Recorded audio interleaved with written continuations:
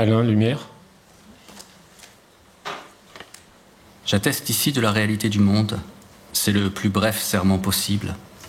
Et s'il faut un tampon officiel, je, sous-signé, moi, singularité quelconque, certifie les choses de toute leur existence, le jour J, du mois M, de l'année A, du siècle S.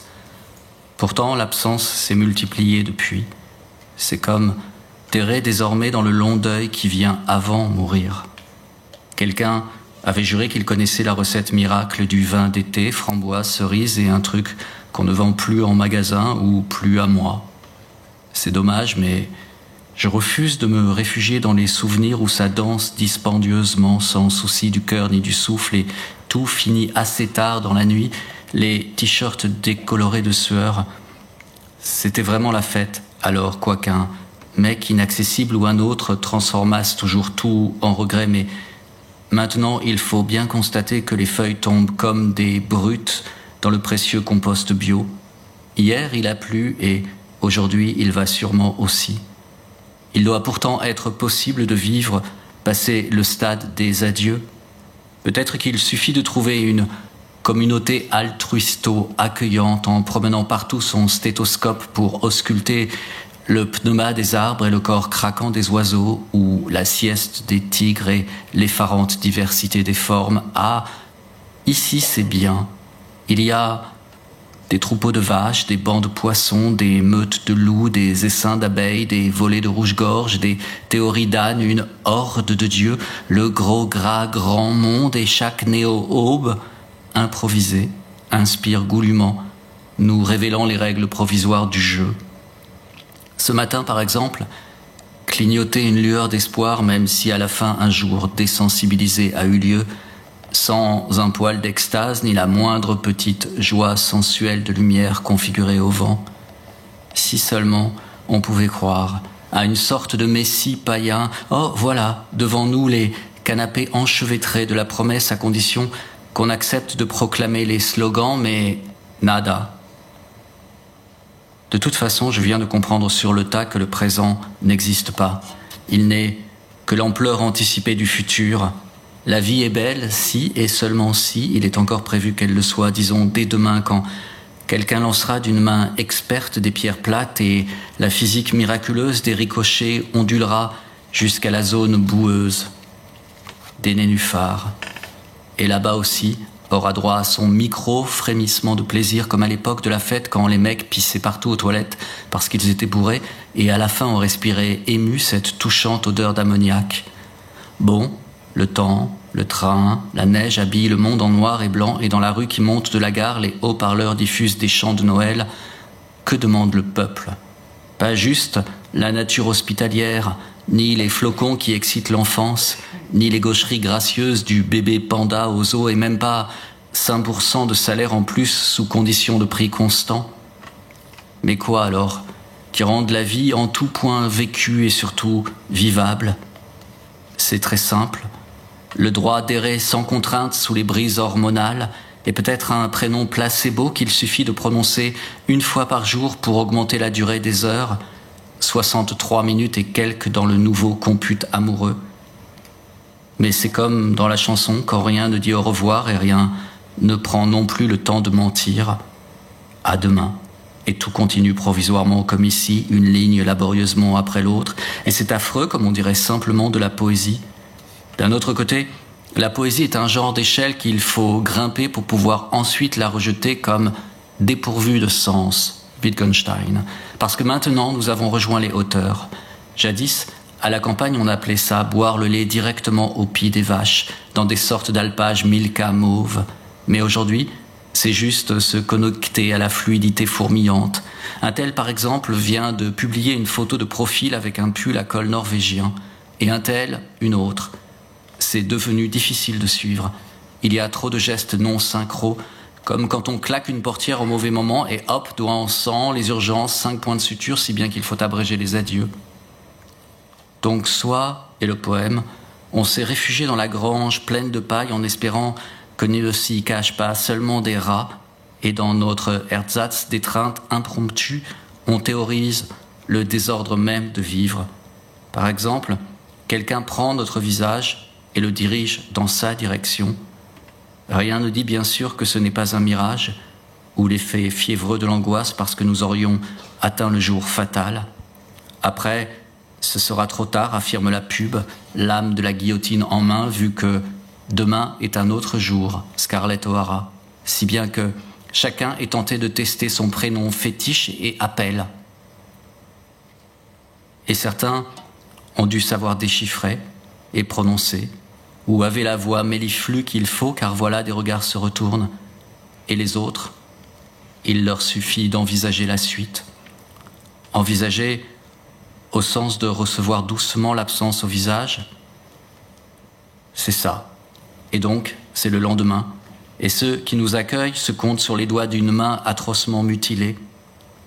Heureusement, il continue de pleuvoir, et ça fait cocon de plaisir ou parfaite caisse de résonance contre le zinc des toits, et il y a ce refrain qu'on fredonne en boucle: retire tes étriers d'argent et aide-moi à passer le temps, comme si ces lignes étaient un cliquetis de promesses ou le bruit spongieux des pas dans la terre trempée, ou n'importe quoi qui approche et arrive, accorde, accepte, selon la générosité légendaire et quasi alphabétique des verbes.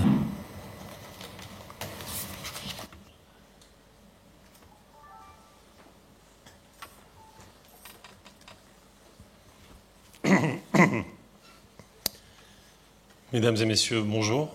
Vous venez de voir Stéphane Bouquet lire sur cette scène même, un poème de Le fait de vivre, un livre de poésie publié chez Champvallon en 2021.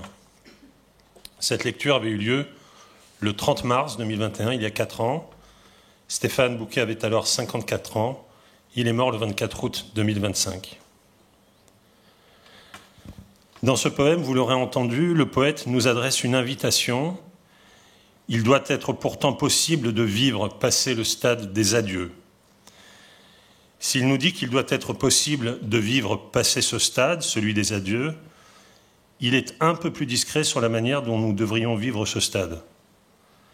Et c'est pourquoi peut-être nous sommes réunis aujourd'hui pour le saluer à plusieurs, un peuple miniature, pour ainsi dire, aimanté par le mot frère, et la conviction partagée que le monde existe et que tout se tient. Nous sommes venus lui rendre hommage dans cette maison de la poésie où il venait si souvent et que nous remercions encore de nous accueillir. Un merci spécial à Olivier Chedançon. Autour de lui, pour ses premiers entretiens de la revue Poésie qui lui sont consacrés. Il ne s'agira pas, vous vous en doutez, de vous proposer aujourd'hui une journée d'études. Pas de commentaires, ils viendront. Son œuvre marquante appelle la reprise, la méditation joyeuse, la poursuite, la continuation grave. Il ne s'agira pas non plus de déballage d'impudeur, pas de selfie cet après-midi. Il s'agit de faire entendre des textes de Stéphane, lus par des écrivaines et des écrivains, dont certaines et certains soutiennent ici avec lui le nom de poète. Il s'agit donc de donner voix à son œuvre merveilleuse et durable. Il s'agit de l'accueillir en ménageant ses échos. Et donc nous appellerons tour à tour les amis qui ont bien voulu venir lire. Et le premier, c'est Jean-Christophe Bailly. Bonjour. C'est l'ordre alphabétique, hein. Ça me rappelle le lycée, mais c'est un peu délicat de succéder immédiatement à Stéphane. Hier, il y avait déjà une soirée qui lui était consacrée à la librairie L'Atelier, et 2 jours de suite, et bon, c'est comme ça, mais j'espère que ça va être sans fin d'une certaine manière. Et hier, donc, j'avais juste cité pour commencer un vers de lui que je vais reciter à nouveau, puisqu'il a un effet de commencement absolu, et c'est « Je déclare la solitude ouverte ». Voilà, de Stéphane.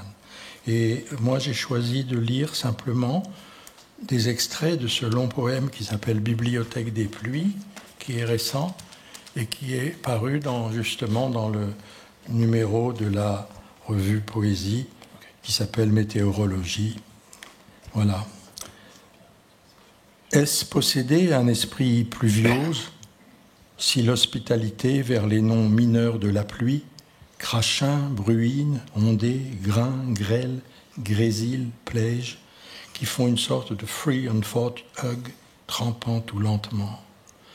Ramollit le pain, tord les livres, salpêtre les murs, empêche le linge de sécher, ou même s'y s'ouvrent par surprise les écluses tièdes de l'inconnu mousson. Et voici la rumeur du monde obscurément et confusément. Mon point de vue est d'être celui où la pluie s'exprime, toujours tomber, rejoindre, s'enflaquer si l'on veut, dans le moment où nous serions mêlés ensemble.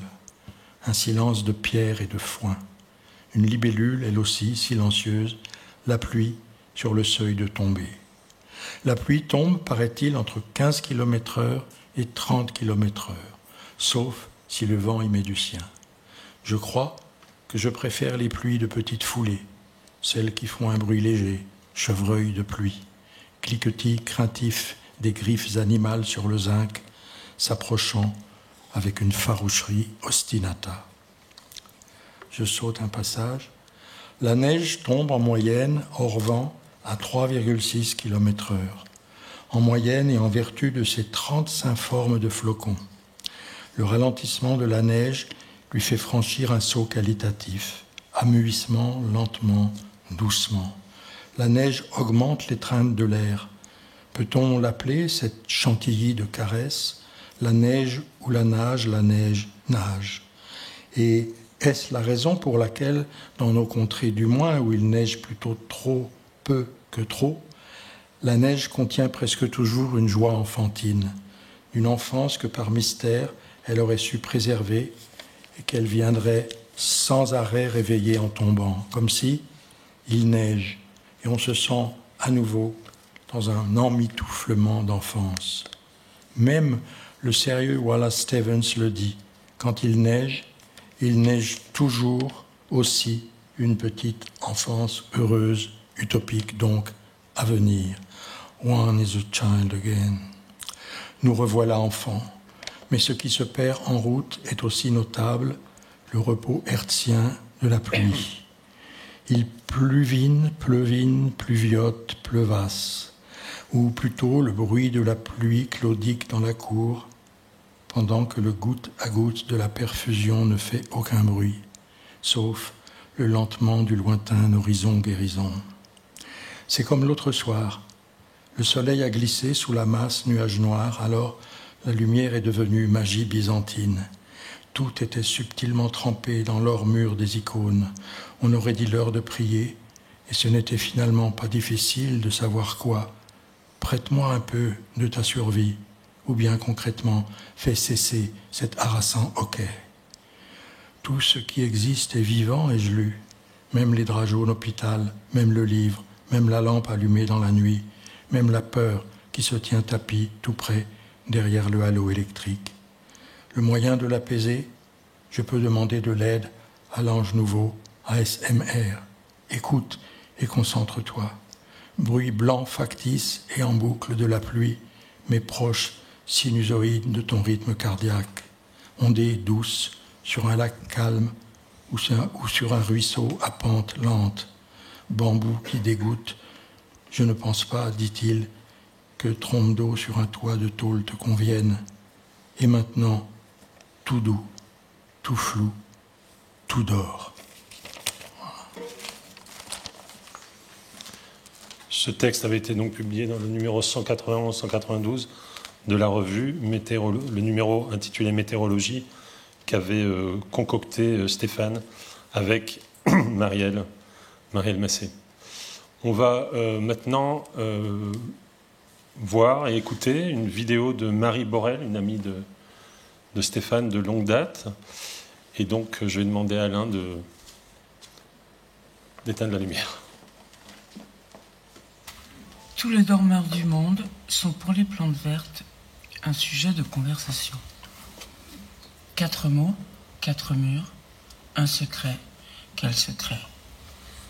Parfum de caramel, saule pleureur de tendresse, brin de bruyère, pareil à lui-même, malgré tant d'années.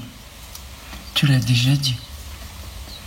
Punk, ultra-gauche, reste de jour, lumière qui se meurt. Quel est le nom de cette ville? Corps froid dans chambre froide, clim à fond, des dessins de pipistrelles, passacaille, fugue en ut mineur, mistigris.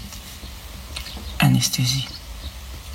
L'air est pur, la vaisselle lavée, le ciel n'est pas fêlé. L'épais troupeau humanité a de la patience à revendre. Lassitude de type Baudelaire. The sea was calm and the sunset banal. Ton sourire léger alors dans la pierre reverdie. Orange du matin, si près de l'amour et des tombes. Un jour de neige, un parapluie retourné dans une bourrasque de vent. Ô solipsisme. What do you know about Manubin's buffalo? Manubin's in fact never had a buffalo at all. He had 2 gators though. Ce matin, au jardin tropical, tu apostrophes le soleil en syllabes italiennes. Il y aurait quelque part et il y aurait quelqu'un. Et voici la lumière, et voici le brouillard. Réponse du soleil suisse. La Suisse propre et soleil, et sage, et tranquille, et lacunaire, et paradis des luthériens. Commentaire des cigales. Rapine lyrique, syllabe de contrebande, promeneur oiseau, fidèle aux 2 bleus. Ton sac à chanson, lamentation, tangue un bateau. Hier, les nuages et le soleil ciel, des oiseaux favorables sur tes lèvres, pensée autre du verbe soleil. L'été, à l'horizon dont l'autre face est la lumière dorée, la langue se replie. Solitude de plomb, dirait Lorca. Rose trémière, passe rose, pause. Cette mauvaise herbe magnifique de l'île de Ré ne sera plus visible à aucune fenêtre, sous aucun ciel de ce monde. Dehors, l'air blanc virait au bleu crépuscule. Une allergie violente, overdose d'huile essentielle de cyprès, donc exit la Suisse. Toi, boudeuse récalcitrante, instable, secrète, distante, froide. Pourquoi? Où t'en vas-tu? Tu auras vu dans les cyprès les lucarnes changer de place, et au cœur de la flamme verte, noire la mémoire des tombes. Que reste-t-il des bribes derrière les jours et les langues, sinon quelques Elvire anciennes au seuil de l'opéra? Je voulais prendre un train et rouler vers le sud. Un costume de poème. Northern hemispheric tuxedo, dark blue like night owls. Amour d'essence. Toucher est le moins loin de l'âme, et Dieu n'a rien à voir là-dedans. Le monde meilleur, ou simplement le monde heureux qu'il voulait toucher, commençait par le verbe embrasser. C'était son printemps à lui, c'était ses chemins. Il dit « Aucun monde n'est le nôtre ». Lorsque la branche heurte la branche dans le dernier poème, le monde est accompli, et parmi les citrons, ton cœur suspendu.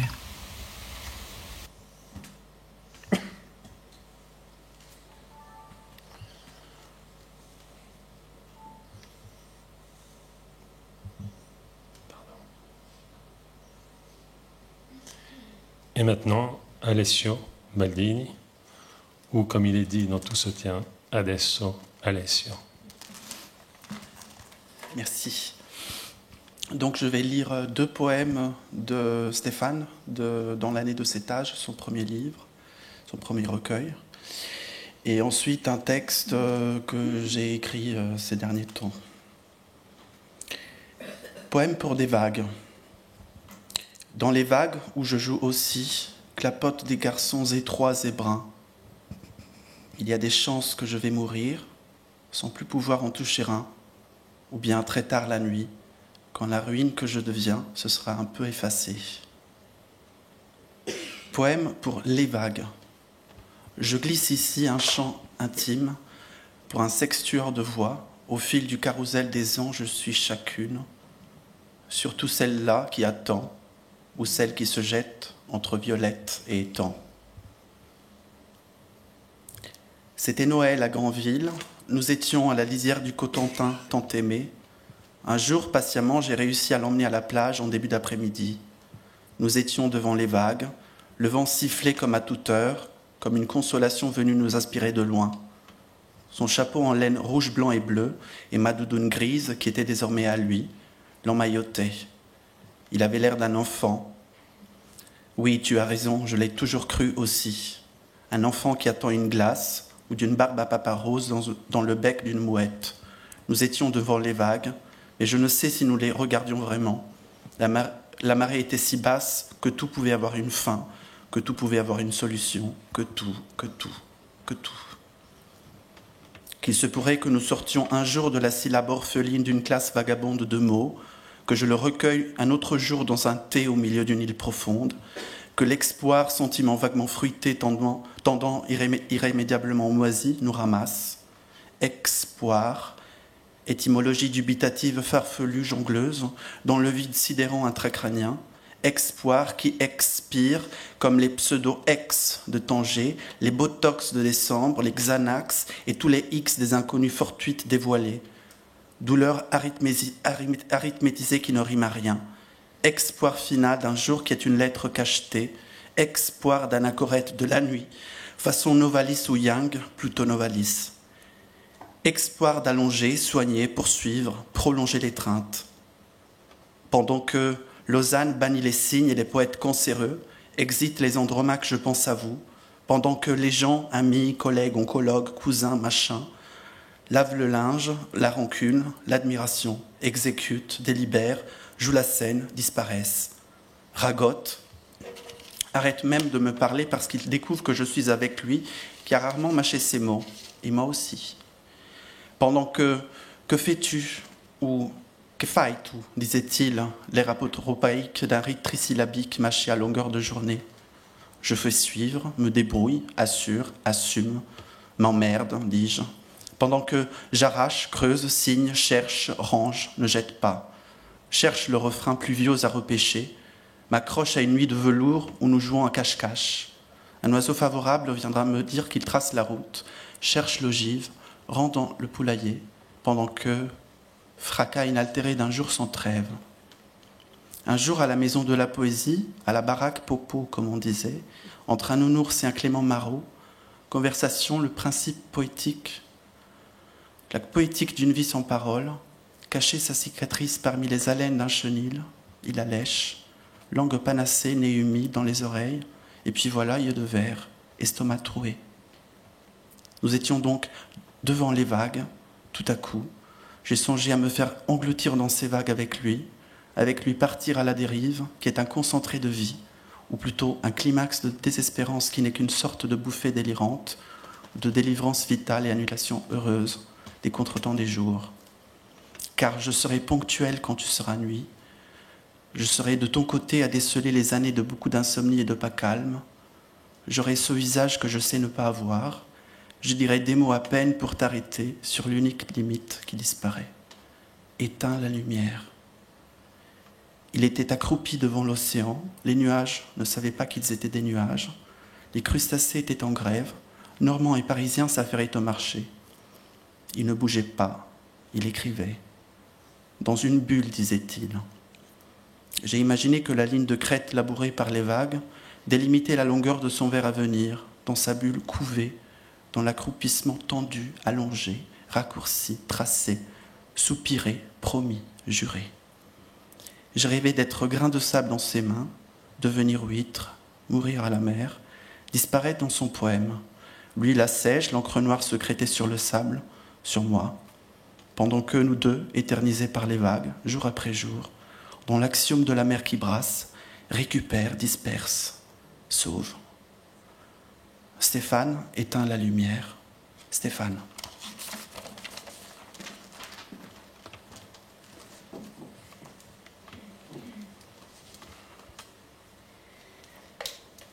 Les 2 poèmes de vague qu'Alessio a lus sont extraits du premier recueil publié de Stéphane dans l'année de cet âge. Et on va écouter maintenant Pascal Bouénic, n'est-ce pas ?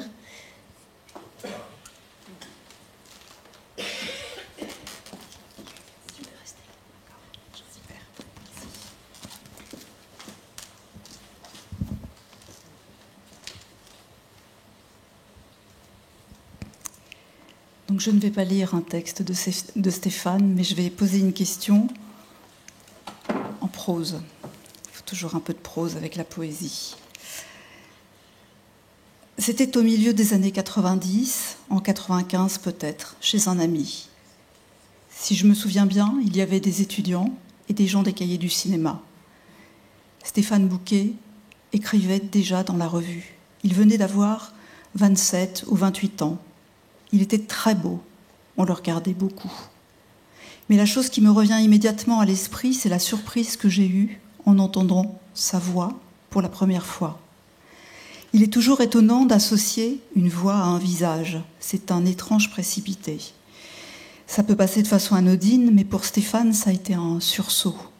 Le timbre, le phrasé, et cette mélodie très particulière qu'on pouvait au premier abord trouver un peu maniérée, si elle n'avait été aussi désinvolte et finalement aussi joueuse. Nous avons parlé. La conversation était essentielle pour lui. C'est d'ailleurs un moteur important dans son écriture, y compris poétique. Je ne conçois pas de livre sans la base continue de la conversation, a-t-il souvent dit. Revenons en 95. Stéphane n'est pas encore poète.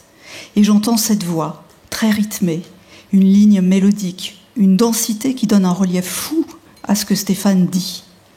C'est le moment où je filme beaucoup les poètes. Fourcade, Roubaud, Stéphan, De Guy, Crangot. J'ai l'oreille un peu aiguisée et il y a dans les phrases de Stéphane des accents, des coupes, des rejets, des contre-rejets qui laissent penser qu'il y a dans ses lectures de la poésie ou qui laissent entrevoir la trace ou plutôt la place d'un texte pas encore écrit. C'est drôle d'avoir connu un poète, un de ceux que je lis, un de ceux que j'aime tant, avant qu'il ne soit poète. Alors que fait un poète quand il n'écrit pas de poème ? Concernant Stéphane, il écrit de la prose, c'est ce qu'il faisait au Cahier puis à Libé, en pensant peut-être à la poésie. Comment savoir ? Je dirais que c'est probable. Et je me demande, faute de le lui avoir demandé, quand a eu lieu le déclic de la poésie ? Je ne sais pas. Mais je note au passage que Stéphane établit toujours dans ses écrits une tension, prose et poésie, souvent ensemble, comme une polarité nécessaire, comme un double fond. Saut dans le temps. Nous sommes dans les années 2000. Stéphane a publié son premier livre chez Champvallon, Un monde existe. Et un jour, alors que tout semble bien organisé dans sa vie, il m'annonce, comme il va le faire avec tous ses amis, très fermement, solennellement, qu'il décide de tout quitter. Libé et les cahiers. Qu'il abandonne ses travaux, qu'il appelle de façon provocatrice travaux alimentaires, mais qu'en vérité il aime bien. Je pense d'ailleurs qu'ils sont le terreau de textes très importants, comme Un peuple en particulier. Je me souviens de ce moment, de sa détermination et de l'admiration que j'ai eue pour le risque, le style de vie qu'il se choisissait. Il allait se consacrer à l'écriture de poèmes. Aujourd'hui, en écrivant ce souvenir de voix, je me pose la question, est-ce que c'est une histoire vraie ou est-ce que c'est une reconstitution, cette voix ? La voix du jeune homme de 27 ans parlant de tout et de rien, je m'en souviens comme si c'était hier, ça ressemblait à un poème, à un de ses poèmes. Et je tombe alors sur le passage de l'un de ses derniers textes, écrit il y a 2 ans, dans Neige et Écran. C'est une sorte d'art poétique. Stéphane raconte le choc qu'a constitué pour lui un film de Montero, Blanche-Neige. C'est adapté d'un texte de Robert Walser, écrivain que Stéphane adulait. Le film est stupéfiant. C'est pour la plus grande partie de l'image un écran presque toujours noir. Et au son, la voix, c'est le texte de Walser. Et voici ce que Stéphane écrit du jeune homme qu'il était alors, lorsqu'il découvre ce film. il sentait qu'il fallait protéger le texte contre l'image. Il ne savait pas encore qu'en fait, il voulait protéger la voix qui est au fond du texte. Protéger la voix qui est au fond du texte, la décider, la fermir, envers et contre tout, et envers, bien sûr. C'est une décision de soi que Stéphane a prise. Quand a eu lieu le déclic de la poésie, peut-être que le récit autour de ce film est un début de réponse.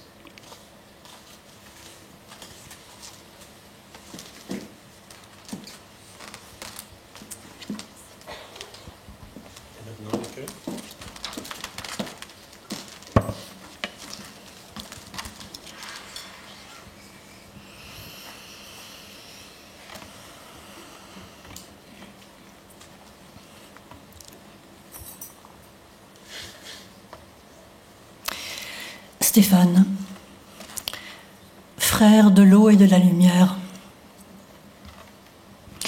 qui était le destinataire de ta poésie et qu'est-ce qui se passe lorsque ce destinataire disparaît?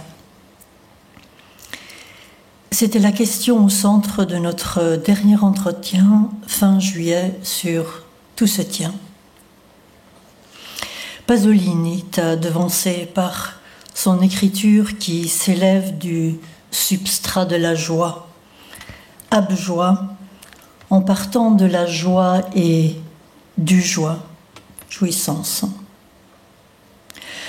Or, le constat dont tout se tient, constat du milieu de la vie, du milieu du parcours poétique qui intervient dans la cinquantaine, est que l'utopie du poème comme lieu de la joie s'effondre, au moins dans le sens que tu lui avais donné.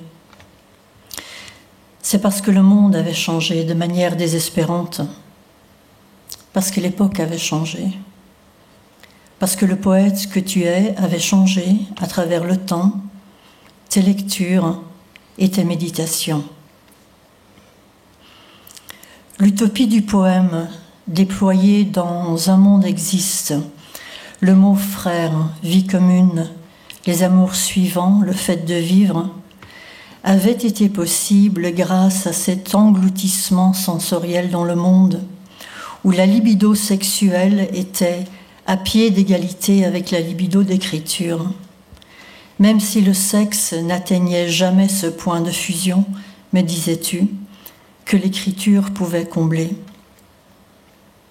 L'énergie sexuelle a été la matrice de ton œuvre, motrice de la joie, jusqu'à tout se tient, où intervient un basculement, et cela bien avant la maladie, annonçant une césure, la transition vers une nouvelle poétique.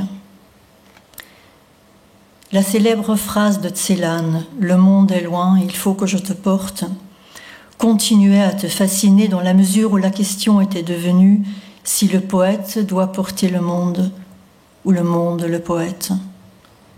La question était devenue qui doit porter qui? Et la réponse dans tout se tient penche vers la seconde solution. Avec la baisse de l'énergie sexuelle, première source de possible joie, même si la sexualité n'avait pas disparu de ton livre, c'est le monde qui devra porter le poète.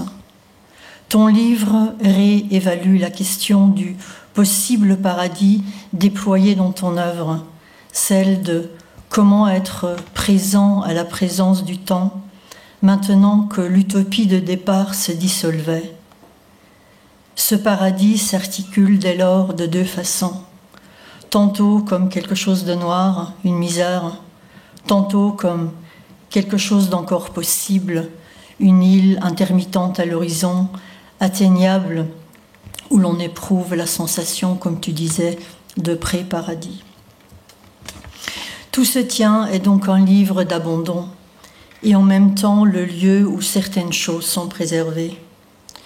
Livre de l'ouverture d'une nouvelle période dans ta vie, d'une nouvelle poétique qui s'annonce. Abandon de la consolation, de l'espoir des caresses, de l'idée de la proximité, parce que les destinataires initiaux, les corps de désir, maintenant que tu avais trouvé un bonheur, avaient disparu. Alors que ton œuvre est entière était intégralement dans cette adresse, dans ce tu, ce visage, ces corps à désirer, le désir d'être aimé. L'adresse comme une flèche qui sous-tend l'arc du poème. L'idée capitale d'avoir un destinataire d'égal à égal. Or ta vie, et encore une fois bien avant la maladie, et le poème qui était lié, on était venu à un espace-temps où il n'y avait plus de destinataire, où le poème a commencé à se risquer dans la zone de l'errance. Je pense à la phrase de Dante. Au milieu du chemin de notre vie, je me trouvais dans une forêt obscure.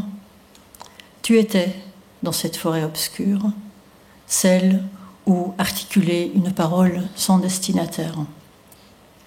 Une forêt où demeuraient quelques brèches vers un monde qui t'invitait à te porter, comme lorsque tu fusionnais avec le sublime du paysage, ou avec la lumière à laquelle tu avais consacré un texte sur Plotin, où l'âme face à la lumière se remplissait de joie.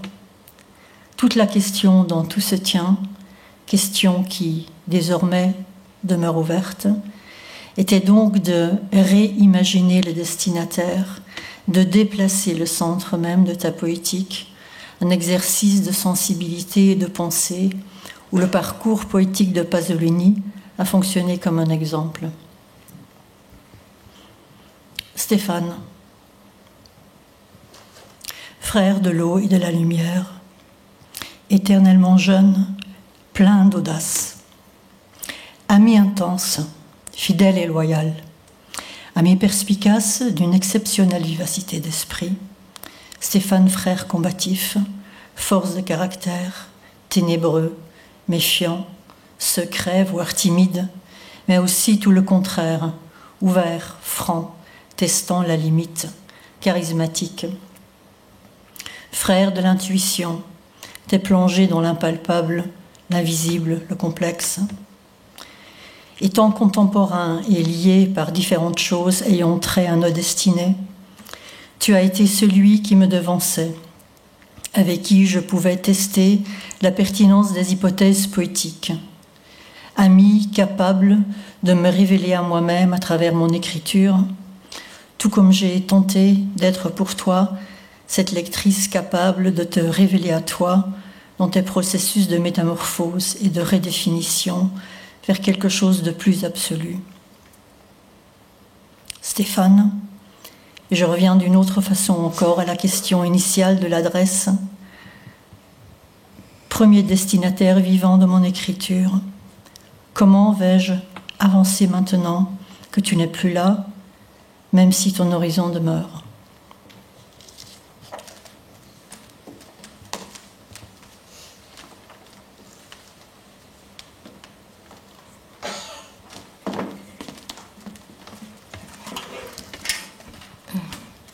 Ariane Dreyfus.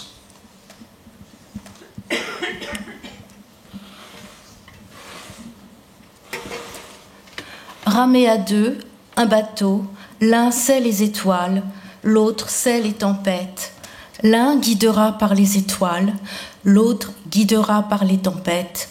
Et à la fin, tout à la fin, la mer, dans le souvenir, sera bleue.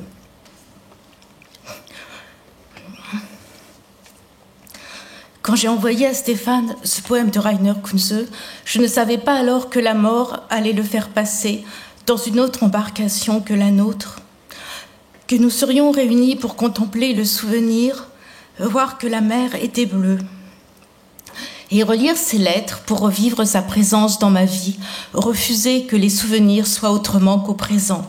Il avait une telle conscience de l'importance du présent. Ainsi, ces quelques mots en réponse à une lettre inquiète. Comme je sais que tu es toujours projeté vers l'avenir plutôt que de sucer jusqu'au bout l'os du présent, je conçois que cela soit très difficile pour toi. C'est pourquoi je te conseille toujours de rester le nez collé sur les jours qui passent, de continuer à respirer dans la matinée des choses, continuer à croire que chaque jour est encore une promesse, encore une noix d'inattendu qu'on tient dans le creux de la main et qui est douce et un peu réconfortante comme la coque d'une noix qu'on fait tourner dans la paume pour nous reposer de la peur. comme un petit caillou qui nous dit qu'on est vivant.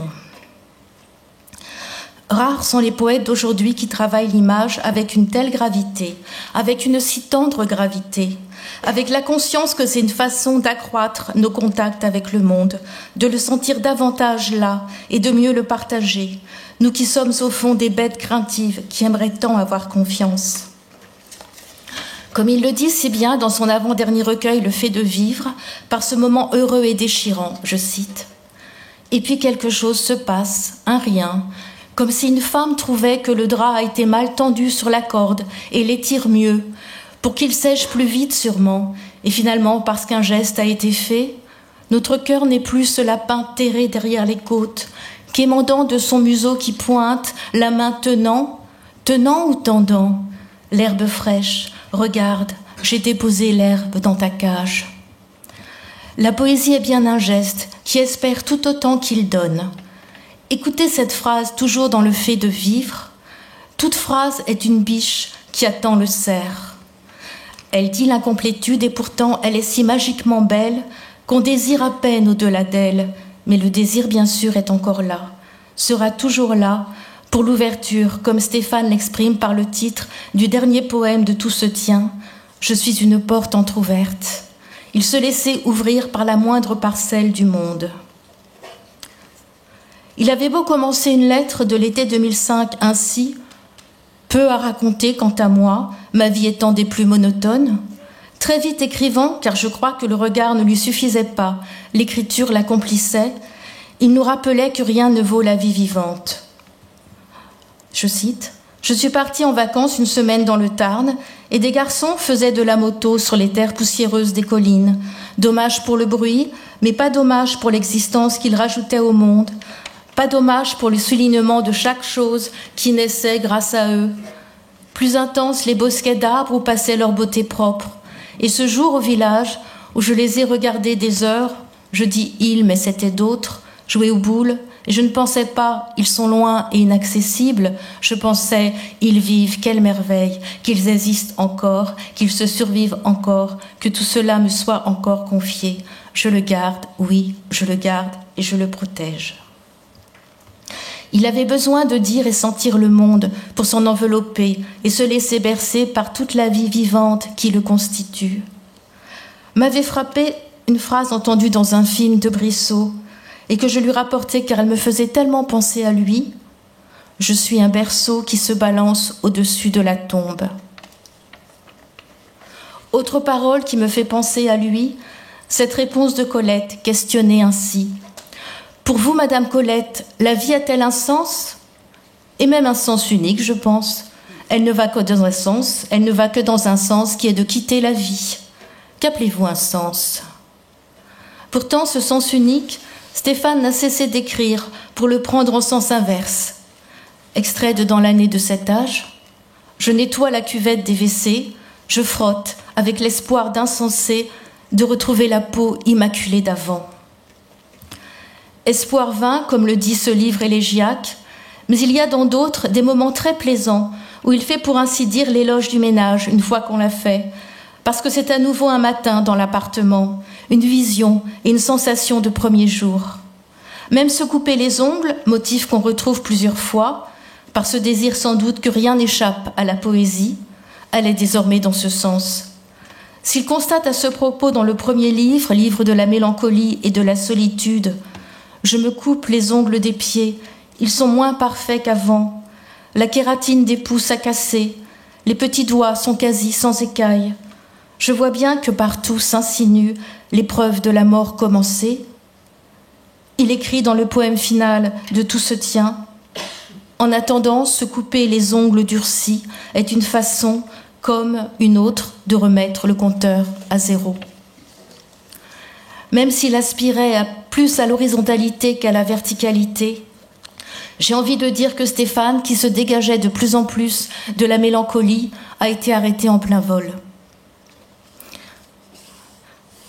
Je vais maintenant, pour finir, vous lire le deuxième poème de Rainer Kunze que je lui avais envoyé en même temps, ce jour-là. Tu le sais en un lieu lointain à l'heure qu'il est, par la raison tu comprends son éloignement. Tu sais qu'il y a entre lui et toi un ciel de soleil et un ciel d'étoiles. Et pourtant, tu n'en finis pas d'aller à la fenêtre. Désormais, chaque page de Stéphane sera pour nous une fenêtre, à travers laquelle on peut le voir s'ébattre dans la langue si ouverte à la vie aimable qu'il nous dit de ne pas oublier, malgré le chagrin qui nous retient.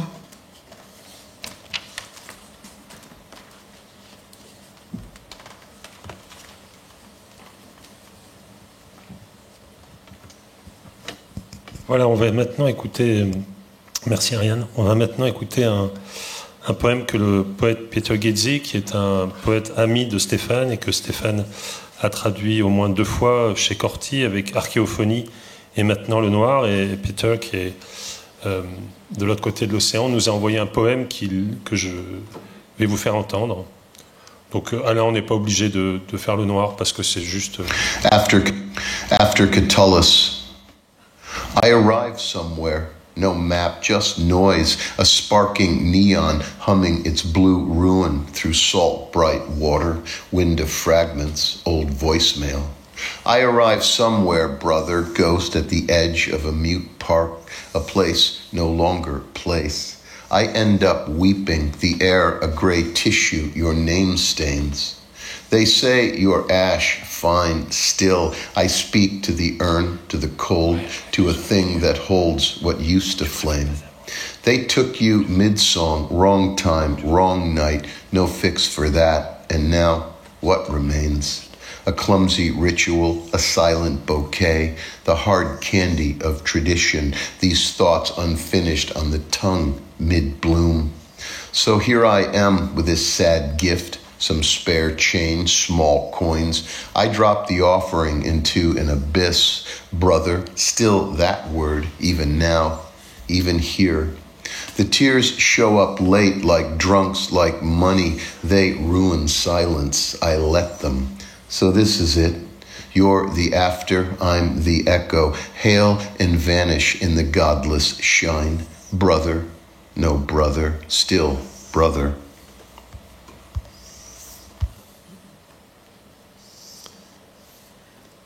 Voilà, je vous montre le poème, qui est un poème dans la manière de Peter Ghezzi, assez, avec des vers très, très brefs. Et évidemment, comme il est destiné à Stéphane, eh bien, Stéphane ne le traduira pas.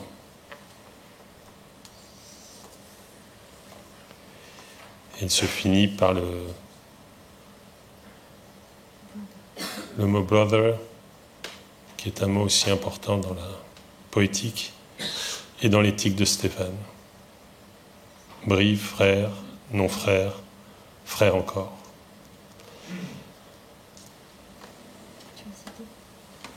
Oui, j'ai cité Archéophonie et maintenant dans le noir. On va maintenant écouter Cécile Ménardi.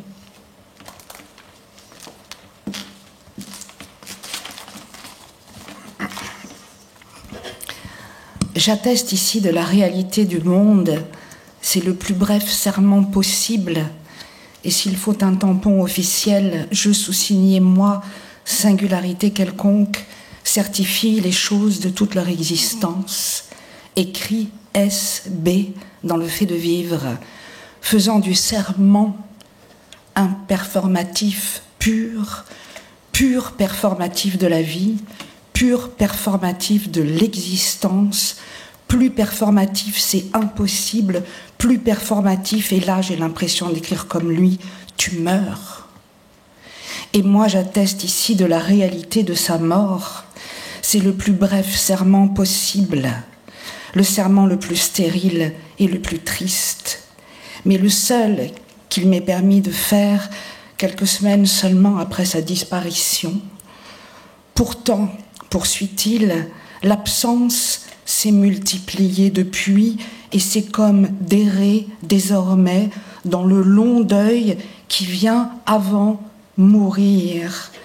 Cette conscience de la mort, c'est quelque chose qui s'en rapproche, qui n'est pas totalement conscience ni intelligence, encore moins peur ou hantise, car chez lui la mort n'est pas un événement final, plutôt un processus continu de perte, de rupture et d'absence. ce deuil d'avant la mort, mélancolie inéluctable, comme si SB, en absolue mélancolique, s'interdisait d'employer ce mot, ce deuil atmosphérique, intransitif, sans objet, sans mobile apparent, mais qui est l'ombre portée sur presque tous ces textes, anticipation silencieuse, cette porosité au sentiment de mort qui décuple chez lui le désir, l'appétit de vie, de vivre, le sexe, l'étreinte, le paysage, le monde enfin touché, c'est quoi ? Est-ce par là que le sentiment d'exister s'éprouve au plus fort ? Est-ce par là que l'écriture lui advient ? Il doit pourtant être possible de vivre passer le stade des adieux, écrit-il à un autre endroit de ce poème, anticipant ces mêmes adieux, mais quels adieux ? Phrase, diamant, testamentaire qu'il nous laisse comme une clé, peut-être comme un viatique pour survivre à sa perte, supporter sa disparition, toute disparition. Ainsi, par ton œuvre, nous donnes-tu les moyens de vivre sans toi ? L'avais-tu anticipé ? L'avais-tu prémédité ? Ta mort est-elle cette préméditation ? Jusqu'à quel point peut-on se demander qu'elle l'ait été depuis tes tout premiers textes ? La mort préméditation poétique de l'écriture. Oui, ta mort est-elle cette préméditation, comme on le dit d'un crime, d'un homicide, cette dernière station de ton œuvre, cette dernière des 10 stations, toi qui écrivais en 3 mots, méditation, est-elle ta méditation ultime, inséparable de l'œuvre, que l'œuvre suppose, contient, pose comme un axiome et qui en retour l'ouvre à elle-même. Certains font de leur vie une œuvre. Fais-tu toi, SB, une seule et même chose de ton œuvre et de ta mort ? Oui, fais-tu de ta mort sinon ton œuvre, mais la condition d'accès à celle-ci, la plus courageuse, la plus radicale, la plus majestueuse des conditions. Désespérément, hélas, pour reprendre encore tes mots, de tous les mecs inaccessibles, tous ces mecs que tu invoques plus que tu n'évoques, t-shirt décoloré de sueur, ces mecs qui, dis-tu, transforment tout en regret, tu es maintenant le plus inaccessible de tous.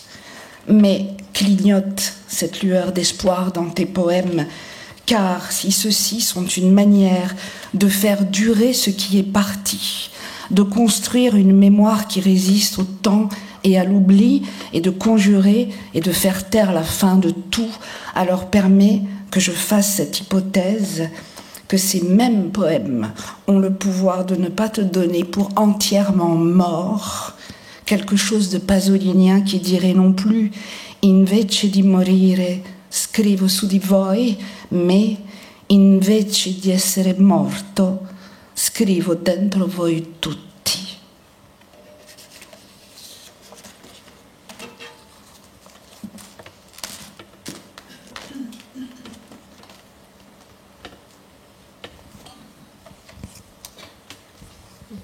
Marielle Massé.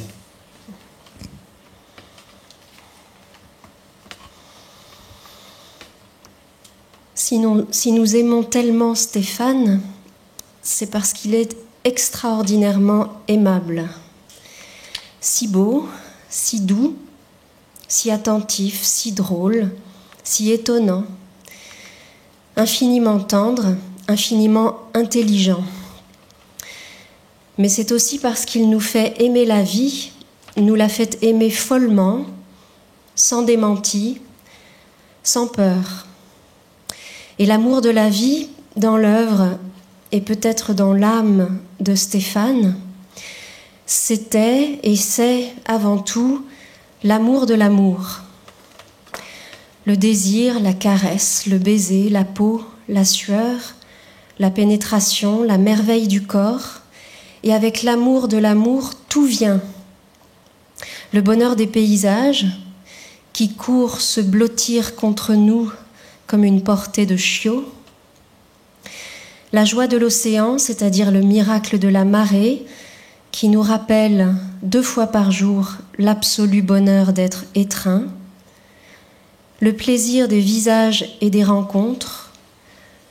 comme un dangereux débarquement d'espérance, la douceur de la conversation qui sait nous faire habiter à plusieurs dans des phrases, et jusqu'à la politique, à la vie commune, dont l'amour est en quelque sorte une forme simple.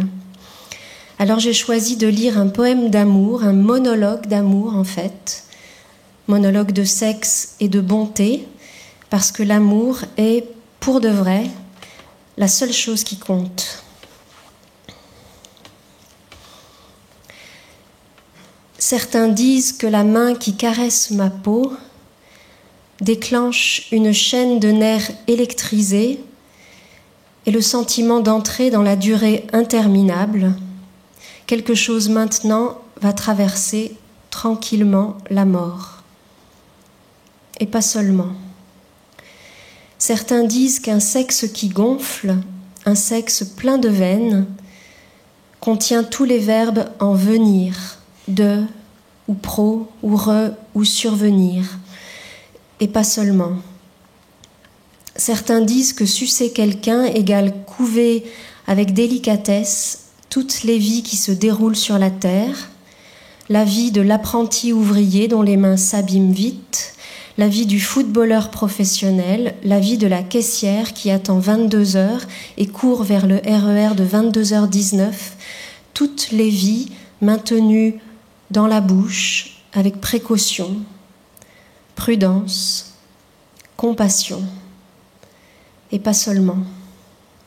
Certains disent qu'être pénétré permet de dépasser et de savoir ce qui se passe au-delà de la simple frontière et de devenir comme étranger, un étranger qui sourit en soi, qui à la limite bâtit une cabane dans le nouveau pays, qui à la limite parle déjà dans une autre et meilleure langue, une langue pleine de conversations, de mots qui deviennent des actes, d'utopies temporairement réalisées, et pas seulement. Chaque fois qu'il le fait, il cherche un indice de pourquoi il veut le faire, pourquoi il ne pense qu'à le faire, pourquoi toute sa vie est sans autre ambition. Certains disent que le faire est comme prononcer à répétition le mot « oui » de réconciliation générale, une armistice de la respiration.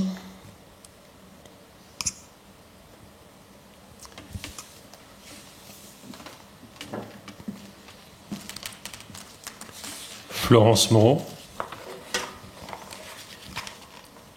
Je vais vous lire un extrait de Neige écran.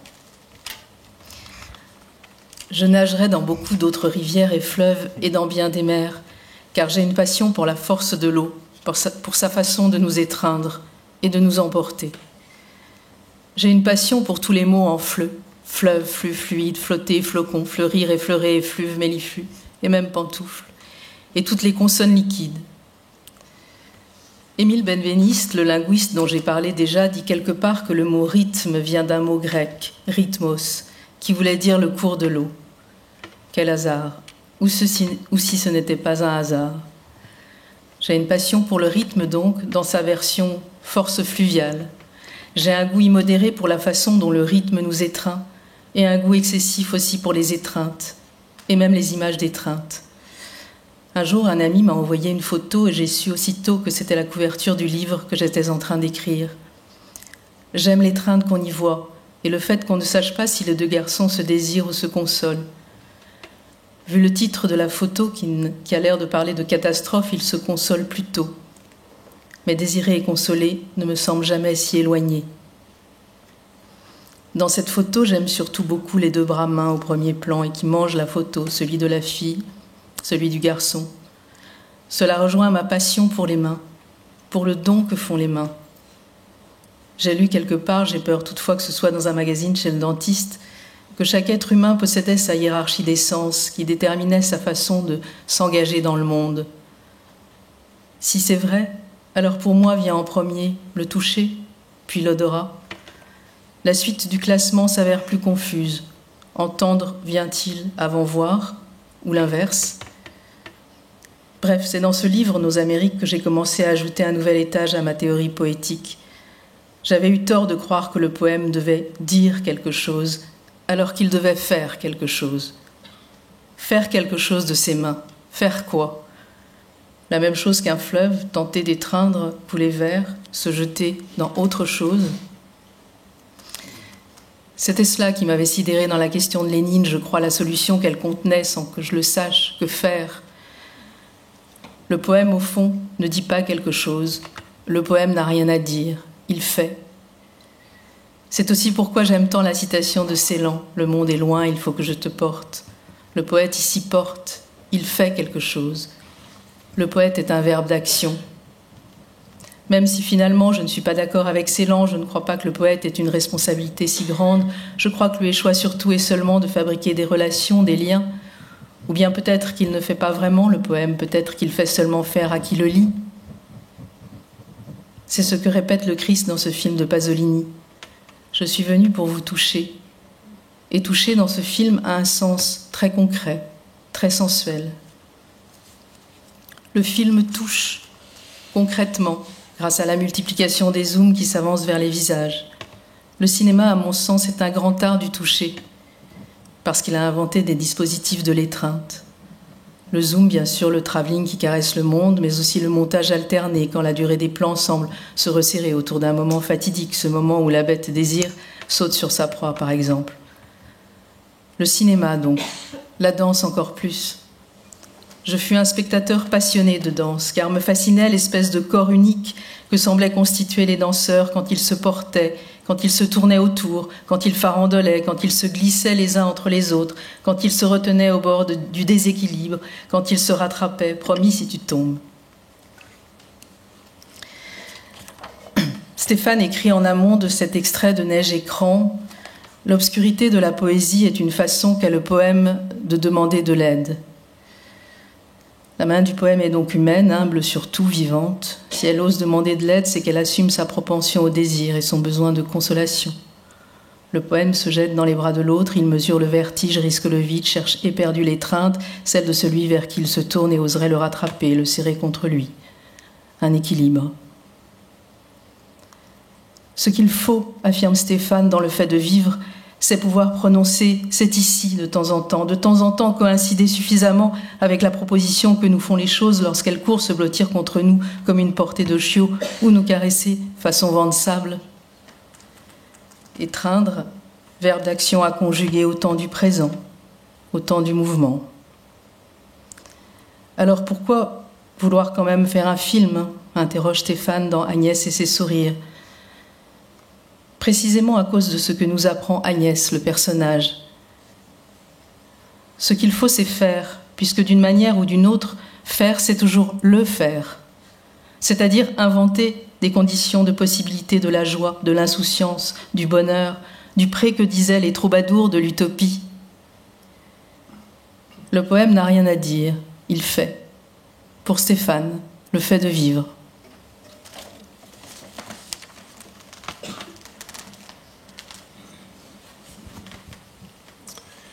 J'appelle Jean-Claude Pinson. Jean-Claude Pinson avait dialogué avec Stéphane Bouquet dans le numéro L'agencement des mobiles, dirigé par Pierre Vinclair.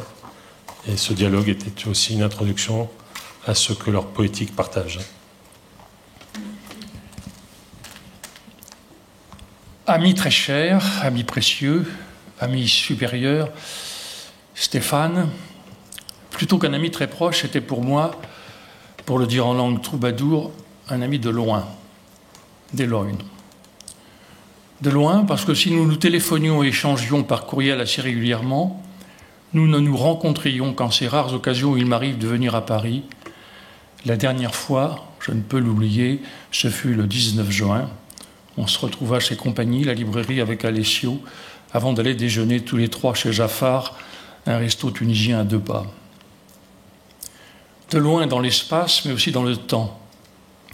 Parce que cela fait exactement 25 ans que nous nous connaissons. J'avais eu la chance d'avoir en main, un jour de février 2000, le manuscrit de son premier livre, Dans l'année de cet âge, Patrick Beaune de Champvallon m'ayant demandé mon avis sur le texte. D'emblée, je fus convaincu, séduit par la beauté singulière du texte. Une voix complètement originale déjà s'y affirmait, parlait pour de vrai, comme disent les enfants. Devenu au fil des ans comme un frère, Stéphane, vu notre différence d'âge, aurait presque pu être mon fils. Mais à la fin, c'est plutôt moi qui écoutais ses conseils, comme peut le faire un fils. Ainsi m'incita-t-il à lire Ernst Bloch, Le principe espérance, me disait-il, est un livre pour toi que préoccupe tant la question de l'utopie. Il avait sur moi, parmi bien d'autres, cette avance-là de lecture. C'est s'égarer, dit-on, que de vouloir superposer l'homme qu'est l'auteur dans la vie et le sujet qui parle dans le poème. Soit. Impossible pourtant avec Stéphane de les séparer. Juste de vie, juste de voix, cette formule de Jacotet, et j'écris, lui convenait mieux qu'à quiconque. Et j'ai cru bon dans la foulée de rapprocher son visage de celui de John Hölderlin, tel qu'on peut le voir sur un portrait datant de 1792, évoquant cette lumière si singulière, cette joie guérisseuse qui émanait de toute sa personne. Joie guérisseuse, j'emprunte la formule à Stéphane, qu'il emploie lui-même à propos d'un autre portrait de Schiller, celui-là. C'est dans son livre « Un peuple ». Je cite ce texte, de Stéphane donc. Friedrich Schiller, autant avouer que je n'en ai pas lu une ligne ou presque. Mais sa silhouette émaciée, jeune encore, dans une librairie d'Allemagne, découpée dans un carton grandeur nature. Je feuillette longtemps les livres de lui posés à ses pieds, n'y comprenant presque rien. Et restant surtout dans cette sorte de joie guérisseuse. Il y a, dans son portrait, quelque chose qui existe toujours, une beauté, indécidable de quoi, qui déclenche un désir actuel. Donc, un signe n'est pas forcément vain. On peut représenter, nous redonner. C'est un tel, une telle, il est là, toujours actif. Par exemple, tu t'abandonnes à lui, tu appelles, il répond, il t'enrobe dans sa puissance. Je suis resté ainsi dans la librairie, dans Schiller, comme au cœur clément d'un royaume. Et je voudrais lire maintenant, extrait du Fait de vivre, un passage qui est consacré à la danse, que voici. C'est une sorte de nouvelle qui s'intitule « Ilse Laufer, chorégraphe de la page ». Presque plus personne ne se souvient d'Ilse Laufer. Pourtant, dans les décombres de la défaite, elle tentera de maintenir vivant ce que la danse allemande avait d'avant-garde avant-guerre. Toute son œuvre consistera, en hommage à Rudi, à mettre le langage sur la scène. Mais en RDA, on n'aimait guère plus l'avant-garde que sous le Reich. Dans un entretien qu'elle donna au journaliste Michael Verrückt-Kaul en 1953 à Rostock, où elle avait établi sa très modeste scène, Ilse Laufer explique. Depuis longtemps, depuis l'aurore de la pensée grecque, le langage était voué au temps. Il avait pour souci la mémoire et le retour.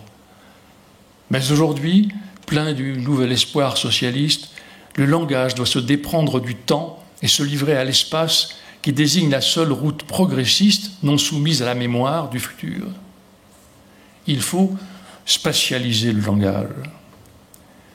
Les créations de Laufer, pour autant qu'on en ait gardé trace, veulent toutes traiter la scène comme une surface d'écriture, comme une page. Dans « A-t-il encore besoin de pointe, le peuple ?» Laufer mettait à mal l'alexandrin. Les danseuses sur pointe comptaient 11 pas, puis sur le 12e produisaient un fouetté, A, un entrechat, B, une arabesque, C, selon un véritable système de rimes, A, B, C, puis B, CA, etc. Et puis la mécanique se grippait peu à peu, et puis finalement, les voilà pieds nus à courir très vite sur le plateau, à trébucher sur les glaçons qu'on y a glissés, raconte Hans-Klaus Fink dans ses macro-souvenirs publiés dans Annalen des Ostdeutschen Tanzes, Annales de la danse est-allemande, en 1994, époque où la mémoire de la RDA, récemment disparue, s'organisait.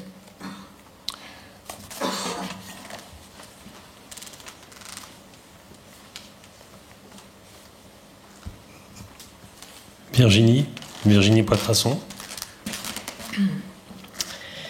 Je vais vous lire un extrait de Nos Amériques, les premières pages du livre. Dans le pays où je viens de m'arriver, par exemple, le premier jour sur le ponton de bois aménagé, banc et tout lavé sombre par la pluie, personne, sauf 2-3 jogging obsédés, une méduse molle de lumière tombe et mélange. La boue du fleuve et celle soufre du ciel, donc les coureurs à l'iPod, idem les gens des anciens paysages, respirent dans le poumon sépia des choses. La statue Liberté aussi s'enfonce, torche la première et s'efface. On dirait dans « Tu vois la cohue récupérer des morts et tout leur vacarme de revivre ». Le deuxième jour, des voix de 2 adolescents, vacillantes, c'est leur coming of age, leur à leur tour débarquement dans D-Day affolé. Leur vie n'a pas encore décidé, ils sont où aller. Là, des gestes, qu'on meurt d'envie, ils se parlent, leur anglais en équilibre, parfois aigu, s'avance très avant, très sans crainte, vers le visage offert de mon frontière. Le 3e jour, à Marcy Avenue, des échafaudages de poutrelles, tellement métro-aériennes, un couple de hassidim s'étreint avec une sorte de détresse. C'est étrange. Sous le couvert du métallique sombre vacarme, lignes G et M qui nous recouvrent, dans la forêt de fer du vieux Brooklyn juif, où aujourd'hui notre cœur de peuplade commun bêtement bat encore. Le 4e jour, la femme devait aimer son chien beaucoup maintenant, ce sac d'aboiements morts qu'elle promène avec tendresse le long du marché bio. Les gens, oh, dégoûtés, mais si, moi aussi, j'étais vidée lors de la poste-vie. Juste, il suffit de venir et m'ouvrir, et toi te glisser dans le sac de couchage de ma peau chaleur faisante, chaque nuit du futur. Le 6e jour ici, j'ai pensé ne me lavant pas les mains à la sortie des toilettes, où je me suis sentie sauvée, c'est-à-dire la mort ici est une personne non dramatique. Il, la mort, peut venir m'entourer doucement de ses jambes jusqu'à mon corps promis de poupée molle. Et quoi ? Le mec qui demande à tous les passants si la 6e avenue est bien par là. Lui aussi ne sera pas perdu. Le 9e jour, un samedi, Sticky Sun, soleil de sueur sur le ponton, beaucoup en nombre de gens amassés dans la chaleur. Tu es avocat ? Non, pourquoi ? Tu fais si avocat, pendant que le fleuve frappe ici de sa fraîcheur et plus tard dans le désormais tendrement soleil. Quel genre de poème ? Le genre où quelqu'un, hésitation, respire le monde et le rend ? Breathes the world in and writes it out ? Sorte d'avocat alors. Oui, c'est vrai, je suis avec, et pour vous. Ce qui vous rafraîchit dans la main d'un autre me rafraîchit pareil. Le 10e jour. Le pilier du café cache le garçon, sauf ses pieds nus américains, sauf si c'est lui finalement le pilier. Et repos du monde, t-shirt bleu étroit sur des essais de simples phrases, par exemple « How are you doing ?» Comment es-tu en train de le faire ? Le pilier de garçon qui va nous, sous l'abri d'eux, et vers que je viens de rater partir. Le 11e jour. Il récite un jinsei, ce genre de truc que les poètes japonais improvisent à l'extrême limite. Les paupières déjà quasi accomplies dans la pierre. Pas même une seconde, immobile, les choses en témoignent, dans les arbres, la couleur. Il y a aussi le crâne d'un chien cerné de mouches et l'élégie partagée. Now we are only dying. Maintenant, nous sommes seulement plusieurs adresses à la mort. Mes bords étant la maisonnette japonaise, bocal protégé de lumière, où tant d'enfants parlent yiddish émerveillés par les tortues. La petite fille rousse profonde, genre chant de fougère grillée, dit elle aussi à son frère le mot yiddish tortue. Dit regarde à son et à nous, offrant des brassées de survie au-delà de l'espérance. Le 15e jour, Welcome to the Midwest, he says. En réponse à regarde, les garçons ici, si healthy et corn-fed, maïs nourri, le plus beau compliment selon moi. Eux aussi des prairies de refuge et de nourriture, ils nous laissent être un peu le, disons, respect divin des premiers indigènes. Nous habitons leur hutte de torse et faisons des poèmes de fumée. Après, ils partent vers des conquêtes plus blanches, le maïs saccagé et nous abandonnés dans les famines. Le 16e jour, je vérifie dans le jardin de la maison, bois blanc, l'étendue de mes connaissances en monde. Peonies, pivoine et dandelions, pissenlit.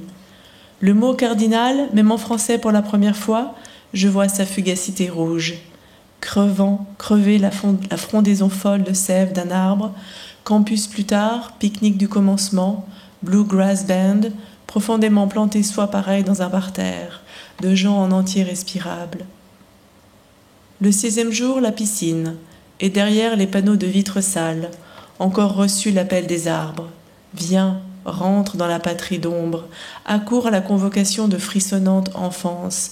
Mais bon non, mon voisin de jacuzzi a le drapeau israélien tatoué sur l'omoplate.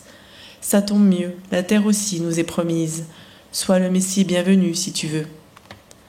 Le 6e jour, simplement, la pelouse, tiède de la nuit, les maisons sont rangées, en ordre, sur le parking désert, et sans risque, Wendy's est le seul magasin vivant. LGTPS resté dans le complice, règne d'esprit, comme si un visage silencieux, délicatement soufflait. Et telle est la nuit plus loin, et l'été, et le plus grand calme des choses.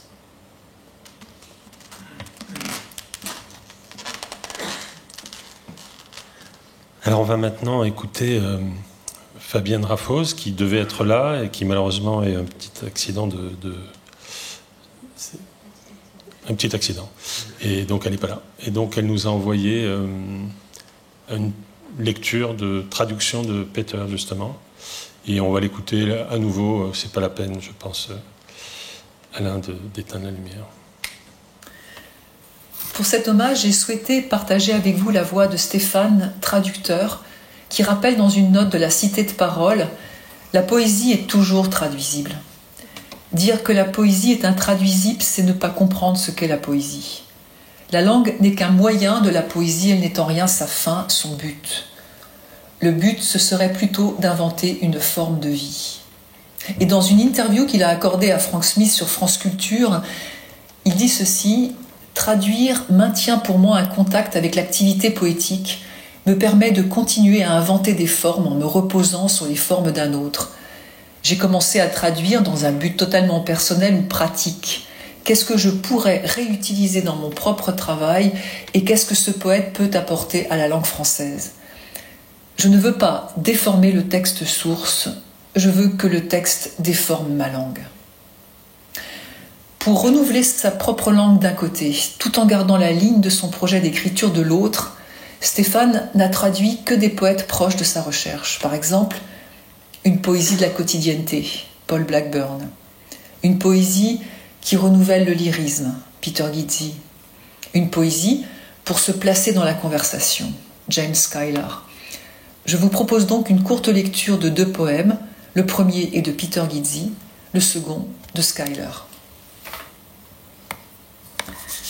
Des tapis de prière et d'une brève histoire du portrait. Je me suis réveillée pour aimer, pour éclairer l'herbe, le lustre ingouverné de l'herbe éclairait cette fenêtre. Le jour est splendide, le jour est électrisant au bon vieux sens du terme, quand le monde veillait au coin du feu. Le feu fait rage, faisait rage, était en train de faire rage. La silhouette en vert fleurit aussi près de chaque brin d'herbe qui pourrit, chaque truie qui grogne, oiseau dépérissant avec un anome de verre, mots métamorphés, misant le verre, la menthe, dans la flamme, la chaleur du cerveau expirant de la vapeur, une buée de pensée, et les piles entassées, bûchées des archives de la pensée. C'est la besogne du feu. Je suis vivant aujourd'hui, oui, vivant, pas un être vivant, vivant avec les disparus, et les disparus vivant parmi les heures perdues, les visages perdus, les perdus qui trouvent. Des mèches de fumée et des pousses perçant sous la pluie, de rage, vue pluvieuse, vacillante, éclatante. Ce chemin et ce panache, ce jour-ci, ce jour-là, où étais-je? Chaque jour un portrait, chaque jour un point, une pirouette dans le puits. Puissance, éclairage asymétrique et décentré, vivant par contraste, vivant pour concourir, enroulée en elle-même une voix hors d'ici, hors du temps, qui pianote sur la scène ou sur les chevaux de chemin, le synchro-flash d'être un moineau.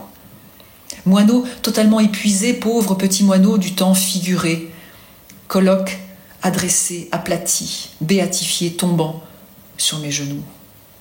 Pardonne mes petits plaisirs, je t'appelle sur le tapis près de la bibliothèque, cette silhouette tombant tout le temps, ne pardonnant pas, perdue.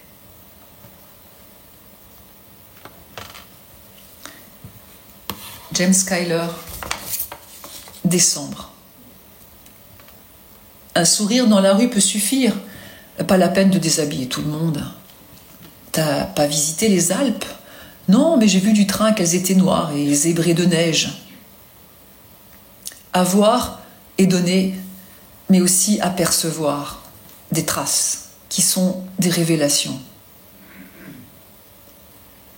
Avoir été tellement heureux est une promesse. Et si elle n'est pas tenue, c'est sans importance. Il va peut-être neiger, qui tombera doucement sur les cils d'yeux que tu aimes, et une joue froide se réchauffe près de la tienne en ce décembre sombre, familial, silencieux.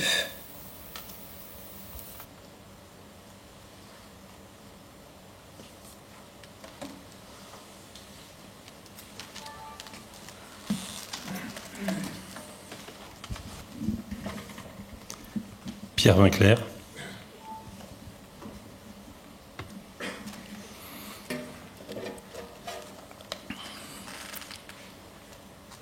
Dernière lettre à Stéphane. Et désormais, tout a impitoyablement perdu de son importance. Même si, de tous les gens que je connais, et j'écris même si, histoire d'articuler, qu'ils soient poètes ou non, même si, cela aussi perd de son importance, nous sommes tous animaux dont le désir et la peur font pulser du sang au cœur, rougir les joues, gonfler les organes génitaux. Bien sûr, il y a ce filet de mots que certains lancent pour capturer au rodéo licorne. Radio chimère, mais ça ne change rien. Tu es le seul, Stéphane, 1, qui martèle le poème est une conversation. 2, qui décline vivre à toutes les sauces et j'aimerais qu'être mort pour toi, faire l'expérience du spectre t'aurait donné ce privilège, ne soit qu'une sauce encore, ou tremper le bout de gras. 3, qui mobilise cette prosodie étrange, un vers long, un vers court, le poème danse sur son pied beau. 4, par la grâce touchée. Tant d'autres caractéristiques te font un singulier poème, par ex, ce jeu presque enfantin, par ex. De même, les nombres en symboles, pas en lettres, dramatisant la chiffration comme un happening. Tires-tu la langue ? Un geste montrant sur la page que plus simples choses ont plus grande élégance, ou s'il s'agit de faire sentir l'urgence. Qui a le temps d'écrire sociologiquement, un poème peut orthographier les nombres, sauf que sait-on vraiment le temps qui reste et qui ne l'avait pas? J'aimerais bien t'entendre. Mais lister 4 caractéristiques à l'imprimante 3D des souvenirs y suffirait, tu crois? Consulter Instagram serait plus efficace, je vais sur ton compte, te lis Jugeant Lette d'Olivier Brossard, un livre qui fabrique une continuité chantante avec de la discontinuité bouillonnante, posté il y a 13 semaines. 13 minuscules petites fucking semaines. Tu étais là. Qui qualifie aussi les tiens, postant la photo d'une publicité pour l'église, « N'aie pas peur car je suis avec toi », signé Dieu. C'était pas vrai, pas vrai.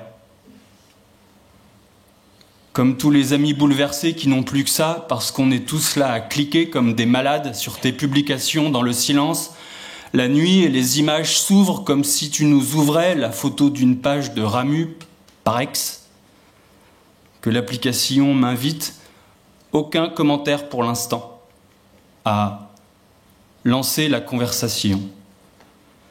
Je relance la conversation. Fin juin, à l'issue d'un café où tu m'avais parlé de ta lecture récente de Gottlob Frege, le logicien. J'avais pris mes jambes à mon cou, devant récupérer ma fille, on ne voit pas le temps passer à tes côtés, sauter dans un métro, écrit pour m'excuser texto, puis rembrayer. Est-ce qu'on ne pourrait pas prendre Frege à son propre piège en disant que certes, sens et référence n'ont pas le même sens, mais peuvent très bien avoir même référence, comme l'étoile du soir et celle du matin, donc être la même chose. Tu m'avais répondu texto, est-ce qu'on ne serait pas alors dans le cadre des cas frégéens où, par manque de savoir, l'observateur dissocierait des choses qui sont les mêmes? Nous en sommes là, dans les boucles de la contradiction performative pour que s'animent les points de suspension gris de vivre sous ton dernier texto. Et je dois répondre.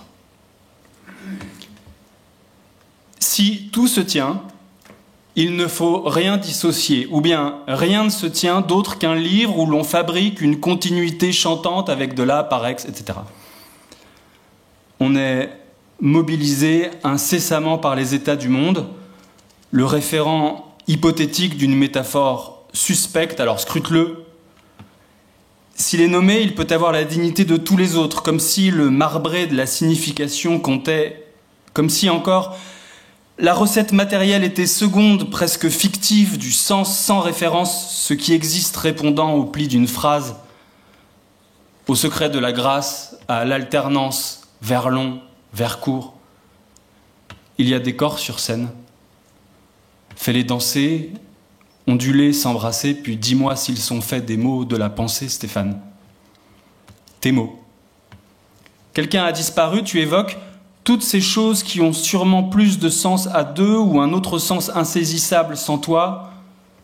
Ce pourquoi je parle, dis-tu, et parle pour entretenir l'illusion dans le fait de vivre. J'ajoute que le touchant de cet accordéon long-court, c'est ne jamais pouvoir trancher si les vers courts sont des queues rejetées parce que les longs butent sur la page, ou s'ils sont tels parce qu'ils sont forts en charge poétique plus que les autres, et si puissants qu'ils tiennent tout seuls sur une large page, hyper musclée ou fragile. À ce point d'interrogation œuvre la grâce.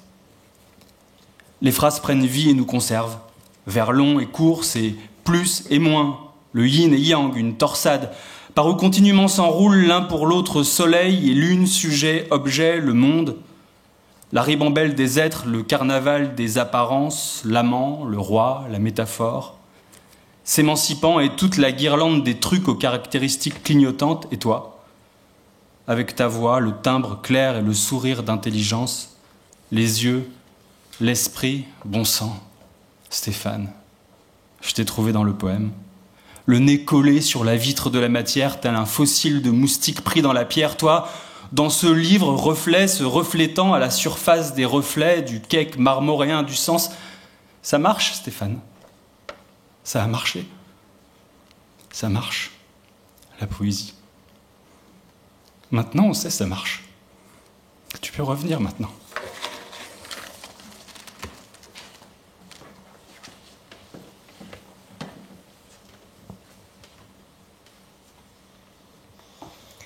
Et pour finir, on va écouter Martin Rueff qui va lire les dernières pages du Fait de vivre pour Stéphane, très évidemment, en pensant aussi à Michel Deguy, parce qu'on continue.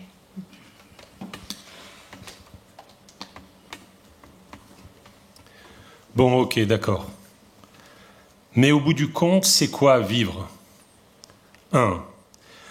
Peut-être errer sans relâche si quelque chose passe ou se passe, façon boson insaisissable de Higgs, vitesse C de la lumière, chauve-souris qui tisse le ciel, matin qui recommence à peine. 2.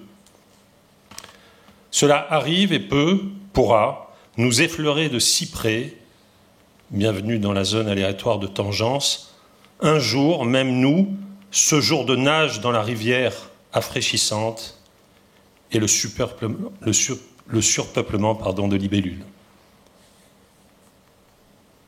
3. À la fin d'une bouleversante séance de lumière, et aussitôt se lever comme un seul homme pour la standing ovation, il y a un orbe autour de nous, un contact, une contagion de caresses. 3 bis, comme soufflé par les poumons de la proximité, ainsi un maître verrier médiéval inspire, expire, gonfle le vase, et celui-ci tressaille, trépigne ou tremble de joie. 4.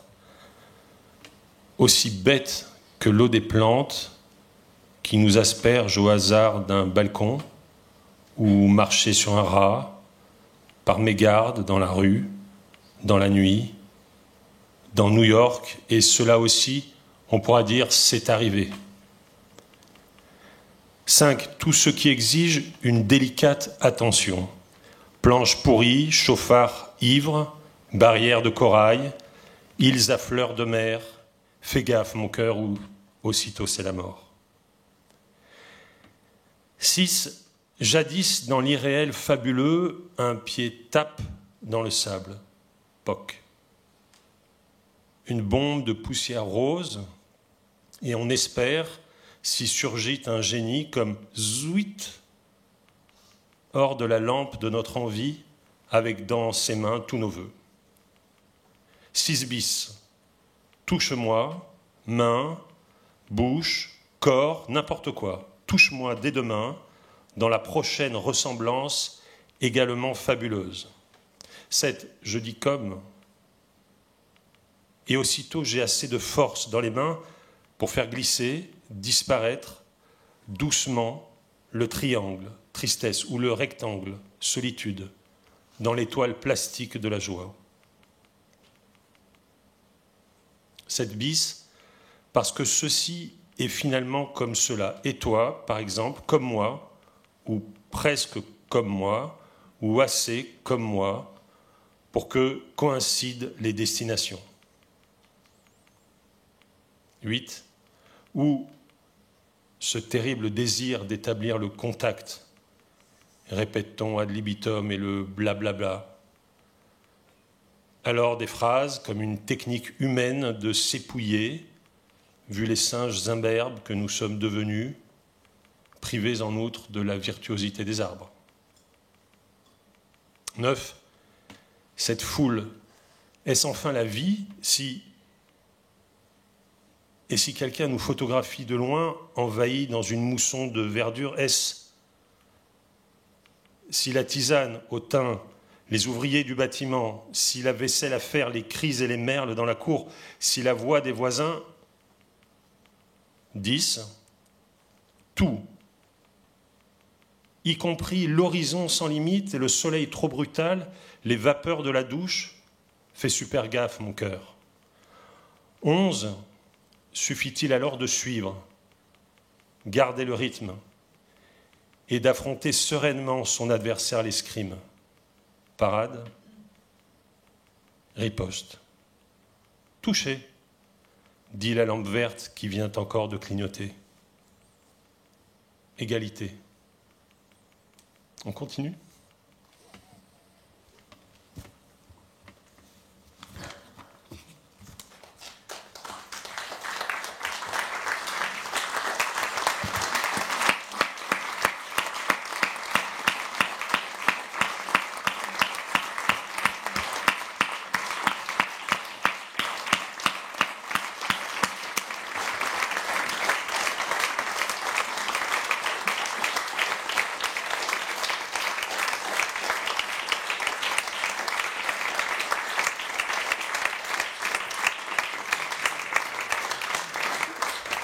Vous avez entendu Stéphane Bouquet, Jean-Christophe Bailly, Alessio Baldini, Marie Borel, Pascal Bouénic, Elke Derischke, Ariane Dreyfus, Peter Gizzi, Cécile Ménardi, Marielle Massé, Florence Moreau, Jean-Claude Pinson, Virginie Poitrasson, Fabienne Raffo, Pierre Vinclair.